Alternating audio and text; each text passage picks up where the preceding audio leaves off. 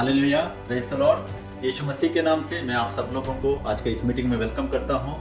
हमारा परमेश्वर एक परमेश्वर है, सच्चा परमेश्वर है और वो ही जिंदा परमेश्वर है। उसका नाम है यीशु मसीह। आज हम लोग ध्यान करेंगे उसी परमेश्वर के बारे में, क्योंकि वो एक है बोल के पूरा बाइबल कहता है कि वो एक परमेश्वर है।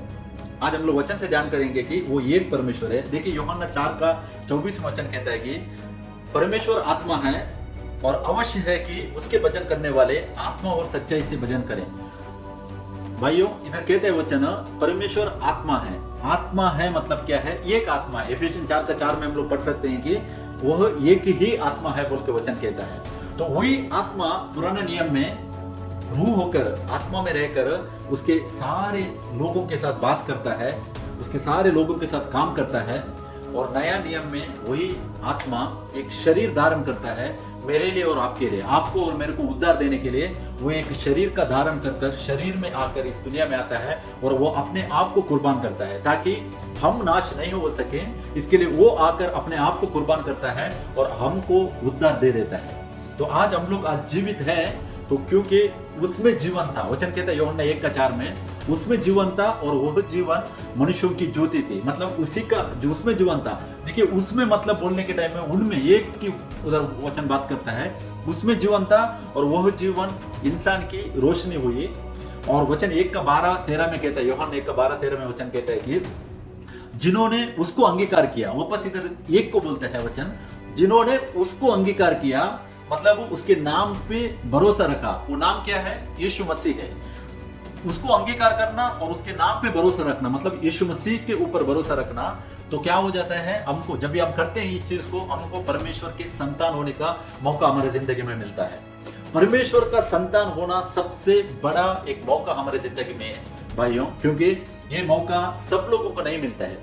उसने जिन जिन को चुना है उसी को ये मौका मिलता है। तो आज हम लोगों ने पढ़ा यूहन्ना 4 का 24 में, वो क्या है? आत्मा था, एक आत्मा था है और वो क्या करता है? शरीर लेकर इस दुनिया में आता है और मेरे को और आपको उद्धार देने के लिए वो अपने आप को कुर्बान करता है। व्यवस्था विवरण 6 का 4 और 5 वचन कहता है कि हे इस्राएल सुन, यहोवा हमारा परमेश्वर है, यहोवा एक ही है। Hallelujah, praise God. देखिए भाइयों, इधर हम लोग ये ध्यान करना चाहिए कि हमारा जो परमेश्वर है वो एक है बोल के, यहोवा है वो और वो एक है बोल के जब भी हम अंगीकार करते हैं तभी हम सच्चाई में आगे बढ़ते हैं। आज हम पूछेंगे इस दुनिया में, पूरा दुनिया परमेश्वर को मानती है, लेकिन लोग कैसे उसको मानते हैं? कोई लोग बोलते हैं कि वो भगवान है, उसका अलग अलग रूप है बोल के, वो सच्चाई नहीं है। कोई लोग बोलते हैं वो एक ही है लेकिन वो 3 लोग होकर है बोल के बोलते हैं, वो भी सच्चाई नहीं है। सच्चाई क्या है? सच्चाई ये कि आप लोगों ने पढ़ा अभी व्यवस्था 6 का 4 और 5 वचन कहता है कि हे इस्राएल सुन, यहोवा हमारा परमेश्वर है, यहोवा एक ही है। एक ही है मतलब सिंगुलर, एक बोलता है, क्लियरली वचन बोलता है कि वो एक ही है। तो अपना परमेश्वर यहोवा से अपने सारे मन और सारे जीव और सारी शक्ति के साथ प्रेम रखना। देखिए हमारा जितना भी जो स्ट्रेंथ है हमारे मन से, हमारे जो कुछ है, वचन कहता है कि वो एक बोल के हम मानना चाहिए। और उसको क्या करना है, हम लोग जब भी प्यार करने के टाइम में भी वो एक ही परमेश्वर को प्यार करने के लिए वचन कहता है। और वो कौन है? पुराना नियम में वही यहोवा था और नया नियम में वही यीशु मसीह होकर इस दुनिया में आता है ताकि हम उद्धार पा सके। तो वचन निर्गमन 20 का 1 से 4 तक आप लोग पढ़ने के टाइम में भी उधर भी वचन वही कहता है। मैं सिर्फ तीसरा वचन पढ़ना चाहता हूँ। देखिए इधर कहता है वचन, तू मुझे छोड़ दूसरों को ईश्वर करके ना मानना। इधर वचन कहता है तू मुझे छोड़, मुझे मतलब क्या है? सिंगुलर, एक को दर्शाता है। मुझे छोड़ दूसरे को ईश्वर करके ना मानना बोल के वो क्लियर कहता है। और 4वां वचन कहता है कि तू अपने लिए कोई मूर्ति खोद कर ना बनाना, ना किसी की प्रतिमा बनाना जो आकाश में है, वह पृथ्वी पर, वह पृथ्वी के जल में है। किसी का रूप नहीं बनाना बोल के क्लियरली जब भी वो 10 रूप में देता है मूसा को, वो टाइम पे वो कहता है कि मैं एक परमेश्वर हूँ, मुझे छोड़ के दूसरे किसी को दंडवत नहीं करना और दूसरे किसी का रूप, कौन सा भी रूप तुम नहीं बनाना बोल के वचन कहता है। और मरकुस 12 का 29-30 पढ़ने के टाइम में वचन कहते हैं कि यीशु ने उसे उत्तर दिया, सब आज्ञाओं में से मुख्य आज्ञा है, हे इस्राएल सुन, प्रभु हमारा परमेश्वर एक ही प्रभु है। इधर प्रभु बोलते हैं, पुराना नियम में हम लोग व्यवस्था में देखा उधर यहोवा बोल के कहता है, वही यहोवा प्रभु यीशु मसीह होकर इस दुनिया में बात कर रहा है, और वो भी वही सेम आज्ञा दे रहा है। जब भी वो बदन में था फिर भी देखिए वही आज्ञा वो देता है कि इधर वचन कहता है कि सब आज्ञाओं में से मुख्य है। सब आज्ञाओं से जितना भी आज्ञा इस दुनिया में पहले दिए थे वो पूरा आज्ञाओं को कैंसिल करता है और सिर्फ 2 आज्ञाओं देता है। मरकुस 12 का 29, 30, 31 में हम लोग पढ़ सकते हैं। उसमें से मुख्य है बोल के वचन कहता है। सब आज्ञाओं से जो मुख्य आज्ञा है यह इस्राएल सुन, प्रभु हमारा परमेश्वर एक ही प्रभु है। भाइयों, एक ही मतलब हम बराबर जानेंगे वचन को। एक मतलब एक कभी भी 3 होकर एक नहीं हो सकता है। एक कभी भी 1 में 3 नहीं हो सकता है। एक मतलब एक है, हम बराबर से जानते हैं। इंग्लिश में बोलते हैं आई एम, बोलता है वो। आई एम मतलब क्या? मैं जो हूं सो हूं। जब भी मूसा पूछता है परमेश्वर को आपका नाम क्या है, जब भी वो रूह होकर था, जब भी वो आत्मा था, आत्मा अपना महिमा में आकर मूसा से जब भी बात करता है, वो टाइम पे मूसा पूछता है परमेश्वर आपका नाम क्या है। वो टाइम पे बोलता है मैं जो हूं सो हूं। इजराइल लोगों को जाके प्रकट करने के लिए बोलता है। वो टाइम पे देखिए उधर वो नाम नहीं देता है। यहोवा मतलब क्या है? मैं जो हूं सो हूं। वो नाम नहीं है, क्योंकि रूह को नाम नहीं रहता है। जो आत्मा है उसको नाम नहीं रहता है। लेकिन इंसान ने क्या किया था, ये उसने बनाया वो इस दुनिया से अलग अलग रूप बनाकर इंसान ने क्या किया था, एक एक रूप को नाम देकर उसकी आराधना कर रहे थे, उसकी स्तुति वर्शिप कर रहे थे। जो सच्चा परमेश्वर इस दुनिया को बनाने वाला जो यीशु मसीह है, उसका सजदा करना छोड़कर अपना ही सोच से एक एक रूप बनाकर उसका ये नाम है, ये नाम है, ये नाम है बोल के वो टाइम से लोग क्या कर रहे थे? पूजा कर रहे थे। भाइयों, आज भी ये सच्चाई उसने खुद इंसान होकर आकर उसने प्रकट किया हुआ है। और वचन हम लोगों ने अभी ध्यान किया, वो क्लियरली कह रहा है कि मैं एक ही परमेश्वर हूँ। और यूहन्ना 4:24 में कहता है कि वो आत्मा है जो एक टाइम पे इस बदन में आया था।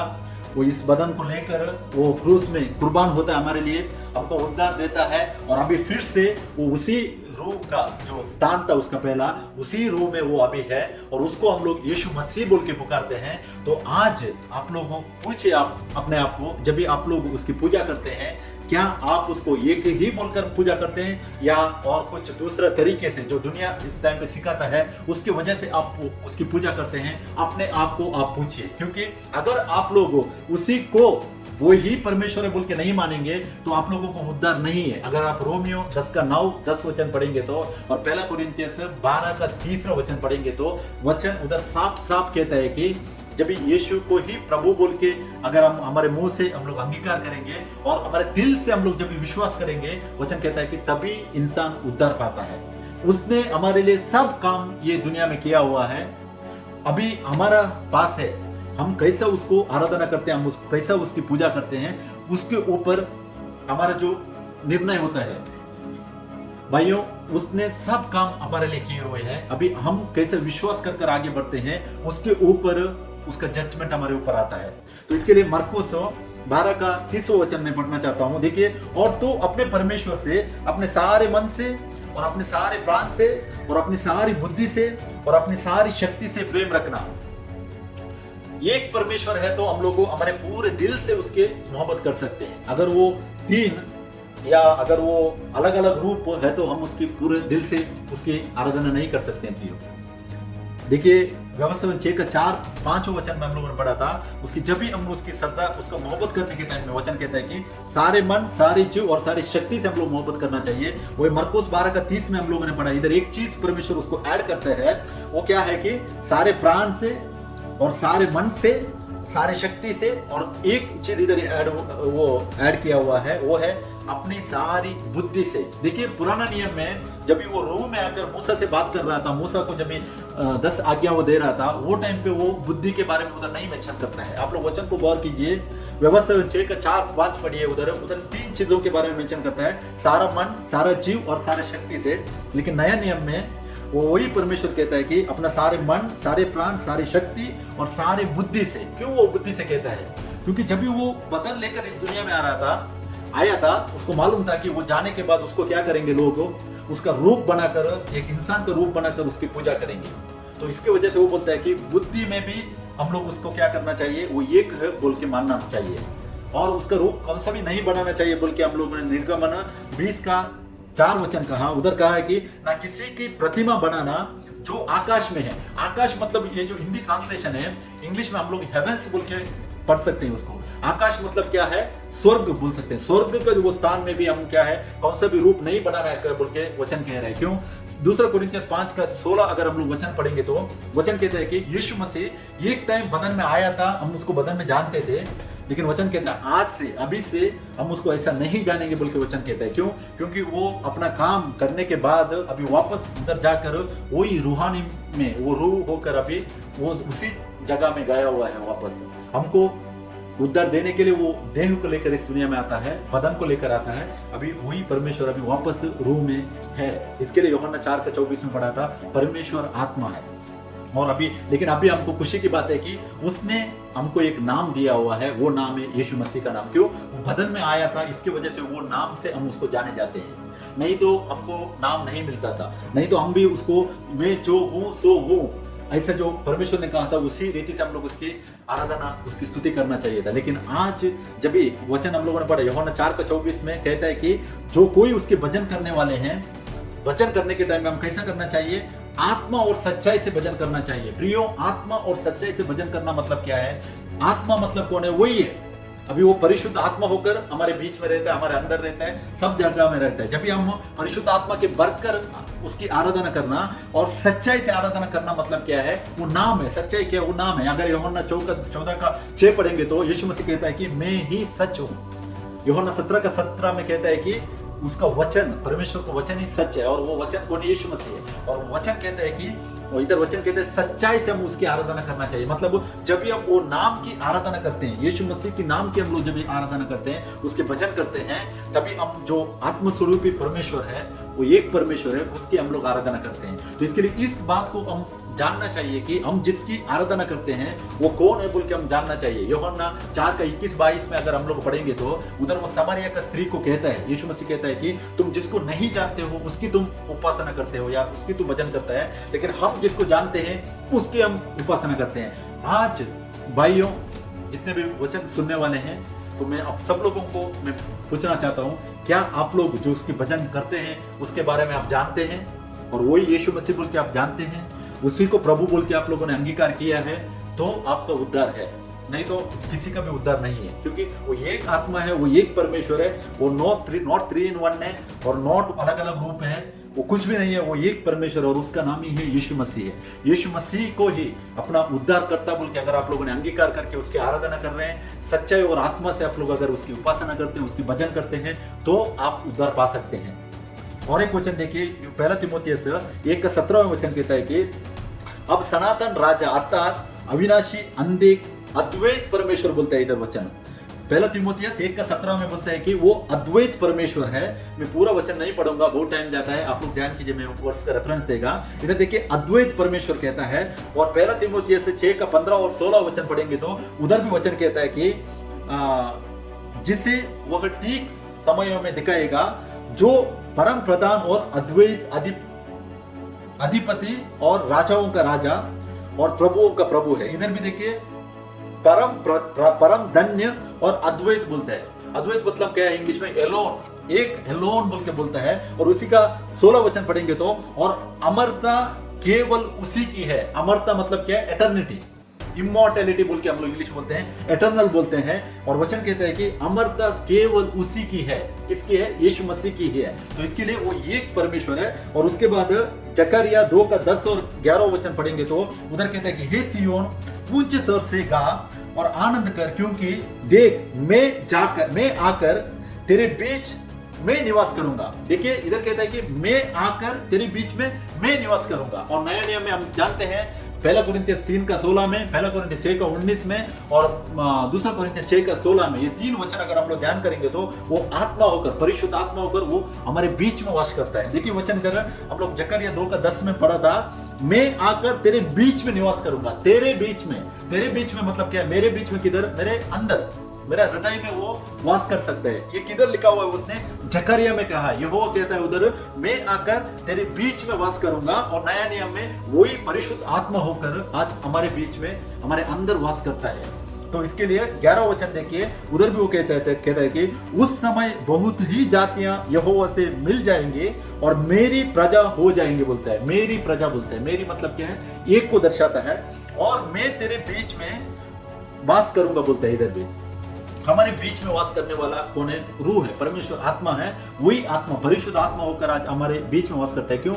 हमको उसने जब भी उद्धार दिया है, हमारे ऊपर जितने भी पाप थे, हमारे ऊपर जितने भी दोष लगाए हुए थे, वो पूरा दोष को वो हटाकर हमारे इस बदन को वो परिशुद्ध पाक कर कर वो हमारे बीच में आकर वास करता है। और हम लोग उसको नया नियम में भी परिशुद्ध आत्मा बोल के, पवित्र आत्मा बोल के हम लोग उसको पुकारते हैं। तो वो दूसरा तीसरा ऐसा नहीं है, वो एक ही परमेश्वर है। और यशायाह 45 का 11, 12, 13 वचन पढ़ेंगे तो हम लोग इधर कहता है, यहोवा जो इस्राएल का पवित्र और उसका बनाने वाला है, वह यूं कहता है, क्या तुम आने वाली घटनाएं मुझसे पूछोगे?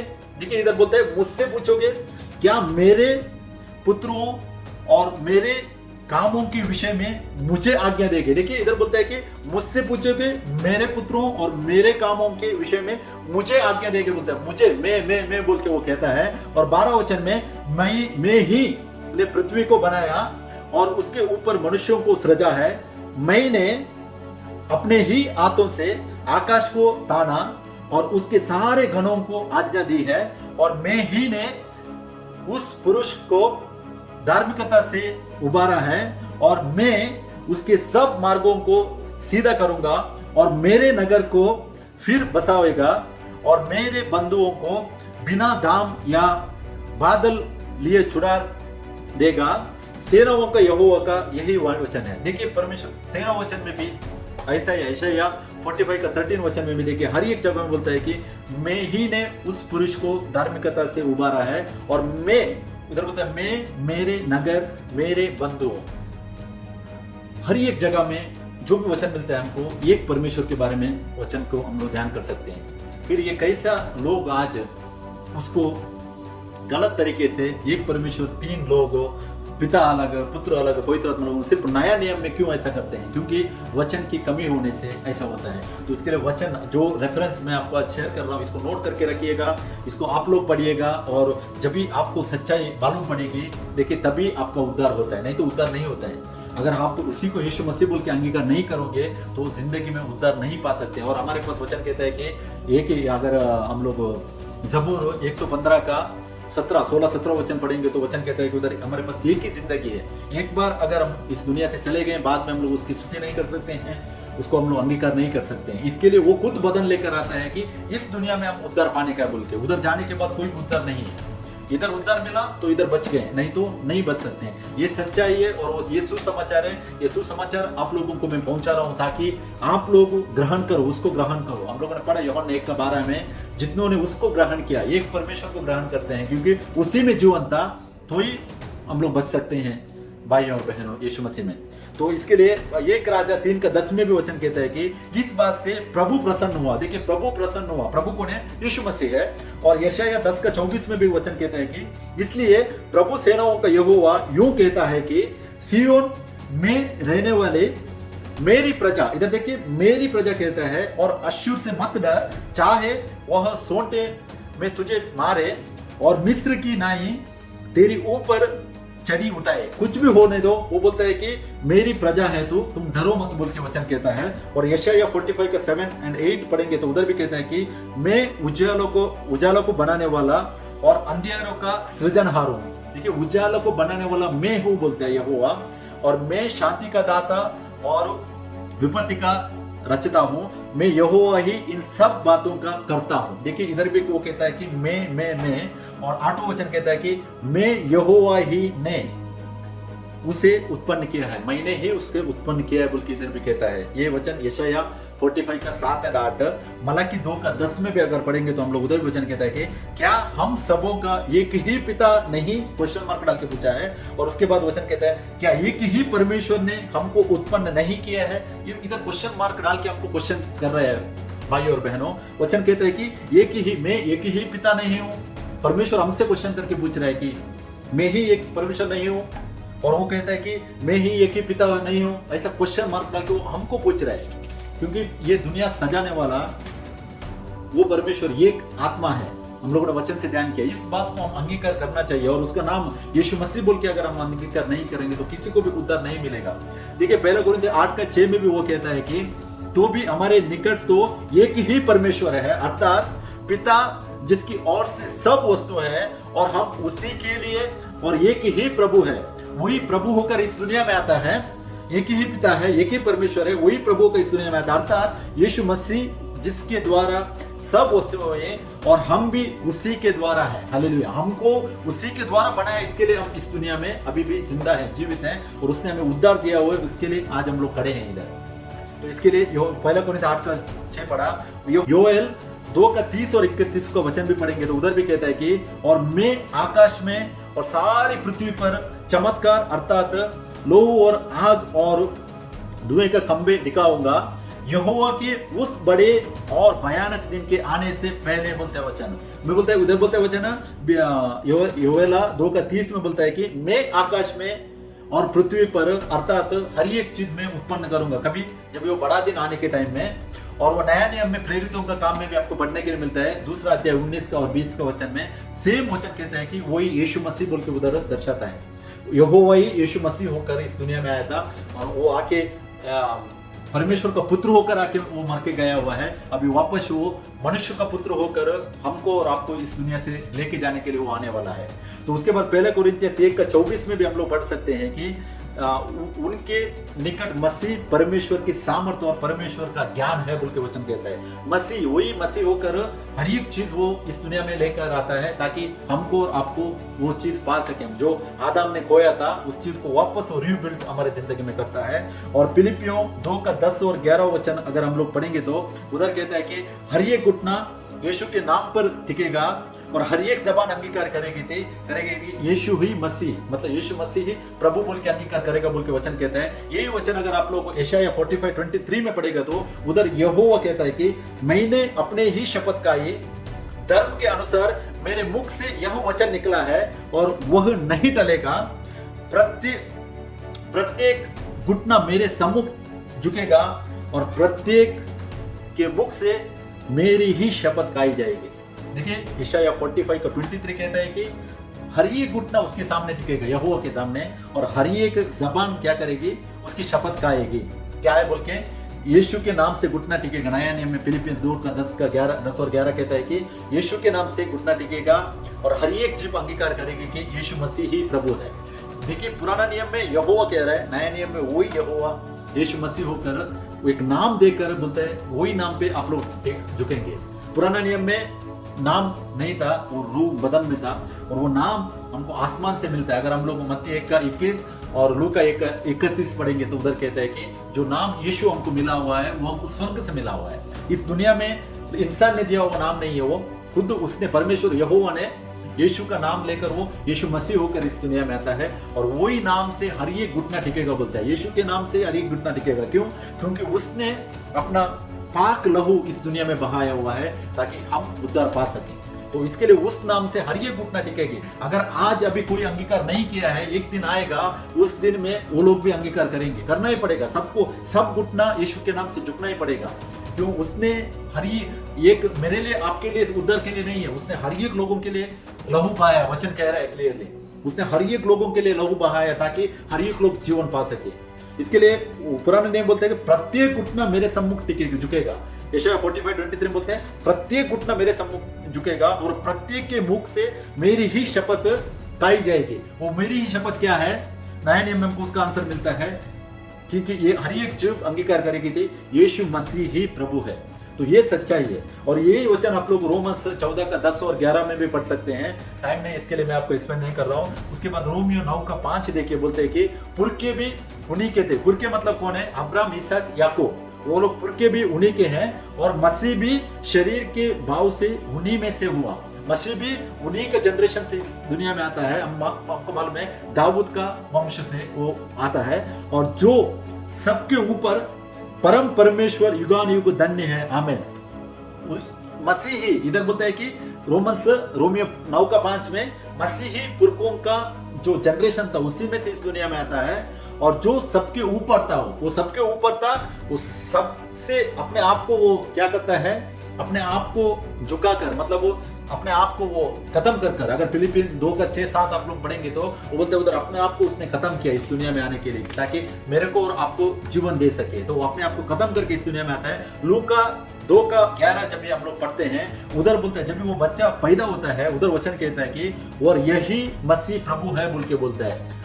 वो बदन में आता है, उसका नाम यीशु है, लेकिन उधर लूका 2:11 पढ़िए, उधर कहता है कि वही मसीह प्रभु है, वही है प्रभु, वही प्रभु यीशु मसीह है।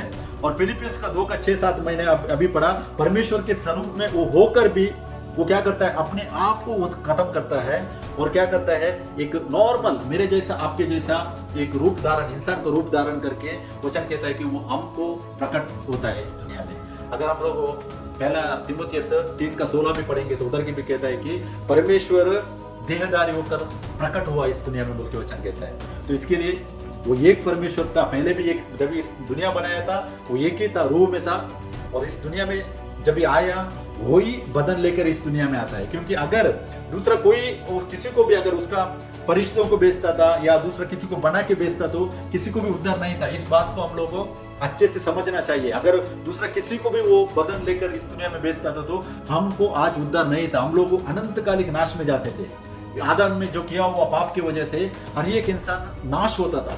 हम नाश नहीं होने का बोल के वचन बोलता है कि परमेश्वर ने दुनिया से इतना मोहब्बत किया कि अपना एकलौता बेटे को दे दिया। बोलते हैं दे दिया मतलब क्या है, जो तभी वो पिता के स्थान से पुत्र का स्थान लेता है वो। और पिता का स्थान किधर है, अगर आप लोग मत्ती 6:9 पढ़ेंगे तो वचन कहता है कि हे आसमान में जो पिता है उसका स्थान आसमान में, पिता का जो स्थान है वो आसमान है में, वही पिता पुत्र का स्थान जो बदन में, जो बॉडी में लेकर इस दुनिया में आता है, मैं और आप बच सके, इसके लिए वो स्थान लेता है, हमारे लिए लेता है। और वही पाप शुद्धि करने के बाद पूरा हमारा जो जितने भी पाप थे शाप थे सब शुद्ध होने के बाद वो वापस चला जाता है और उधर से पेंतेकोस्त के दिन में रूहानी में, आत्मा में वो क्या करता है, उतर के आता है। और अभी जो लोग उसको अंगीकार करते हैं उनके अंदर जाकर बसता है और हम उसको पवित्र आत्मा बोल के कहते हैं। पवित्र आत्मा मतलब और एक परमेश्वर नहीं है, वही परमेश्वर है। पाप शुद्धि करने के बाद, अपना नाम को उसने पाक करने के बाद वो आकर इंसान के अंदर बस जाता है। तो इसके लिए पहले यूहन्ना 2:20 में अगर हम लोग पढ़ेंगे तो उधर वचन कहता है कि हम लोगों को जो अभिषेक अभी मिला है वो पवित्र हुआ उसमें से मिला है बोल के वचन कहता है। तो एक परमेश्वर, हम लोगों ने इतना वचन ध्यान किया, और भी मैं वचन ध्यान करते, गलातियन 2:20-21 में भी वचन कहता है। देखिए रोमन्स 8:35, 36, 37, एफेसियंस 3:19, जॉन यूहन्ना 3:16, इधर कहता है कि यूहन्ना 3:16 में कहता है कि परमेश्वर ने इस दुनिया से इतना मोहब्बत किया कि अपना बेटे को दे दिया। रोमियो 8:35 में कहता है कि कौन हमको मसीह के प्रेम से अलग कर सकता है। देखिए यूहन्ना 3:16 परमेश्वर ने मोहब्बत किया, और रोमियो 8:35 पढ़ेंगे तो आपको हमको कौन मसीह के प्रेम में अलग कर सकता है बोल के वचन कहता है। और एफेसियन 3:19 में भी वचन वही कहता है कि मसीह के प्रेम से हमको कौन अलग कर सकता है, क्योंकि वो एक परमेश्वर है, एक आत्मा है, वही देहधारी होकर इस दुनिया में आता है। इस बात को हम हमारे दिल से हम लोग अंगीकार करना चाहिए, तभी हमको उद्धार है, नहीं तो किसी को भी इस दुनिया में उद्धार नहीं है। वचन साफ साफ कहता है। तो वो क्या किया था, बदन लेकर इस दुनिया में आता है। यूहन्ना 3:13 में वचन कहता है कि और कोई स्वर्ग पर नहीं चढ़ा, केवल वही जो स्वर्ग से उतरा, अर्थात मनुष्य का पुत्र जो स्वर्ग में है, जो स्वर्ग में है वही इस दुनिया में उतर के आया और वही उस उतर के चढ़ के गया बोल के वचन कहता है। देखिए, और कोई स्वर्ग पर नहीं चढ़ा, दूसरा कोई भी स्वर्ग पे नहीं चढ़ा है, वो एक है, वही स्वर्ग पे चढ़ा हुआ है, और केवल वही जो स्वर्ग से उतरा हुआ है, जो स्वर्ग से उतर के आया वही स्वर्ग में चढ़ के गया हुआ है, दूसरा कोई भी नहीं है, वो एक परमेश्वर है। और अर्थात मनुष्य का पुत्र जो स्वर्ग में है, जो स्वर्ग में है वो मनुष्य का पुत्र है, वही मनुष्य का पुत्र परमेश्वर का पुत्र होकर इस दुनिया में नॉर्मल बदन लेकर आता है, ताकि मेरे को और आपको परमेश्वर की संतान होने का अधिकार दें। वो दूसरा या तीसरा पर्सनालिटी या कुछ भी नहीं है, वो सेम परमेश्वर यहोवा बोल के ओल्ड टेस्टामेंट में हम जो पुकारते हैं, वो बदन लेकर परमेश्वर का पुत्र होकर इस दुनिया में, क्योंकि हम लोग ये बदन शरीर में हम लोग है, ये शरीर लेता है ताकि क्यों, हमको परमेश्वर का पुत्र होने का, हमको हमारे जिंदगी में मौका देने के लिए। मतलब हमको जो आदम ने खोया था, आदम परमेश्वर का पुत्र था, उस स्थान को फिर से भरने के लिए वो खुद उस स्थान को लेकर इस दुनिया में आता है। वो पिता के स्थान में था, जब वो आत्मा में रहता है आसमान में, वचन कहता है मत्ती 6:9 में साफ साफ कहता है कि जो पिता का स्थान है वो आसमान में है, और जो पुत्र का स्थान है वो इस दुनिया में लहू और बदन को लेकर इस दुनिया में आता है। पाप शुद्धि होने के बाद फिर से वो क्या करता है, वापस उसी स्थान में चला जाता है और उधर से वापस वो क्या करता है, रूह होकर, आत्मा होकर हर एक के अंदर बस जाता है। पहला कोरिन्थियस 3:16, पहला कोरिन्थियस 6:19 और दूसरा कोरिन्थियस 6:16 पढ़िए। उधर वचन साफ साफ कहता है कि वो ही आत्मा होकर हमारे अंदर आके बसता है। तो इसके लिए आप लोग ध्यान कीजिए, यूहन्ना 3:13 में पढ़ा और एक मैं वचन पढ़ना चाहता हूं आप लोगों के लिए। आखिरी वचन में इफिसियों 4:6 में वचन कहता है कि और सबका एक ही परमेश्वर और पिता है जो सबके ऊपर और सबके मध्य में और सब में है।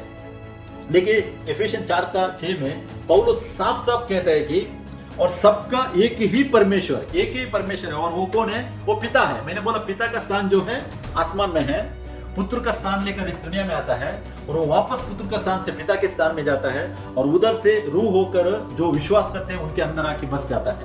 वो एक आत्मा है, एक परमेश्वर। यूहन्ना 4:24 में पढ़ा हम लोग, इफिसियन 4:4 में भी हम लोगों ने पढ़ा, वो एक आत्मा है। और इफिसियन 4:6 में कहता है कि सबका एक ही परमेश्वर और पिता है, वही पिता है जो सबके ऊपर सबके मध्य में और सब में है, हर एक जगह में है। वो एक आत्मा है, उसी को हम लोग यीशु मसीह का नाम से जानते हैं। वही अभी परिशुद्ध आत्मा है।